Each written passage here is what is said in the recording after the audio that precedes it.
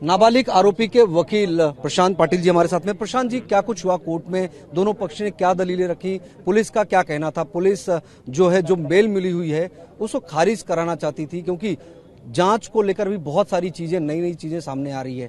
क्या पुलिस ये चाहती थी कि कस्टडी मिले, बेल कैंसिल हो जाए? देखिए, 19 मई 2024 को ऑनरेबल कोर्ट ने इस CCL को, child in conflict in law को जमानत दी थी। आज उस जमानत के ऑर्डर के खिलाफ पुलिस इन्वेस्टिगेटिंग एजेंसी ने एक रिव्यू एप्लीकेशन फाइल किया था। उस रिव्यू एप्लीकेशन को हमने अपोज किया। ऑनरेबल कोर्ट ने दोनों साइड की दलीलें सुनी। उसके बाद ये डिसाइड किया है कि ये child in conflict in law जो है उनको 5 जून 2024 तक एक रिहैब होम में under the monitoring of superintendent रखा जाए। यानी कि पुलिस से चाहती थी कस्टडी मिले, इसीलिए रिव्यू फाइल किया गया था पुलिस की तरफ से। पुलिस चाहती थी कि ये ऑर्डर मॉडिफाई हो और वो मॉडिफिकेशन हो चुकी है। एक एडल्ट या माइनर, इसको लेकर बड़ी बहस चल रही है। पुलिस भी चाहती है कि एडल्ट की कैटेगरी में माना जाए, हीनियस क्राइम के तौर पर देखा जाए, क्योंकि शराब के नशे में ऐसा कथित तौर पर आरोप है कि इस घटना को अंजाम दिया गया। सीसीटीवी फुटेज भी सामने आया है कि ड्रिंक करते और उसके बाद में कार ड्राइव करते हुए। इसको लेकर कोर्ट में क्या कुछ हुआ? कोर्ट ने एडल्ट माना या माइनर की कैटेगरी में? ये भी देखिए, फर्स्ट ऑफ ऑल ये सारे जो एलिगेशंस है वो ट्रायल का पार्ट है। अभी तक चार्जशीट फाइल नहीं हुई तो उसके बारे में मैं कुछ नहीं बोलूंगा।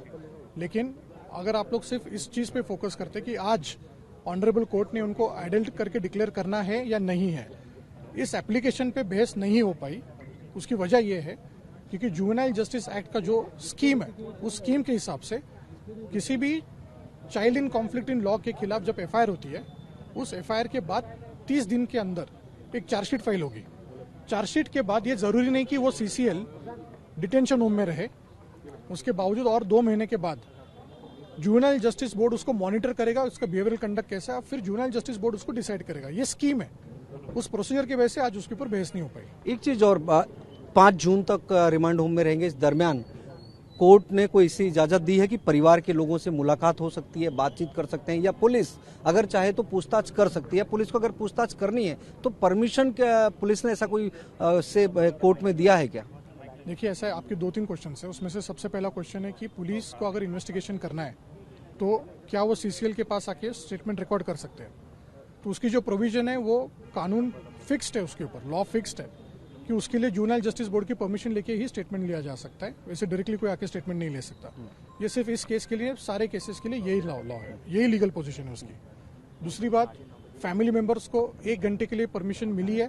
वो भी एक एक्ट में एक प्रोविजन है जो हर अक्यूज्ड को उसका वो राइट है कि हफ्ते में 1 या 2 बार अपनी फैमिली मेंबर से वो मिल सके। एक आखिरी सवाल, क्या पुलिस ने ऐसा कोई परमिशन के लिए एप्लीकेशन कोर्ट में दिया है या नहीं दिया है पूछताछ को लेकर अभी तक? अभी तो आज ही तो ये ऑर्डर हुई है ना डिटेंशन की, अभी तो इसके आगे देखेंगे। आप लोगों का उसका सहमति रहेगी या उसका भी आप लोग विरोध कर सकते हैं?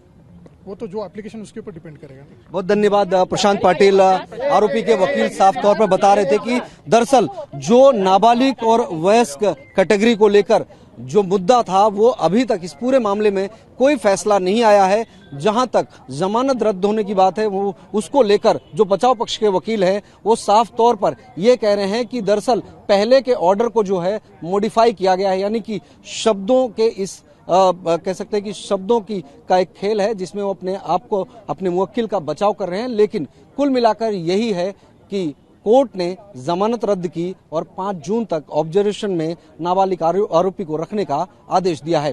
कैमरा पर्सन सुभाषिस दाम के साथ राजीव सिंह, TV9।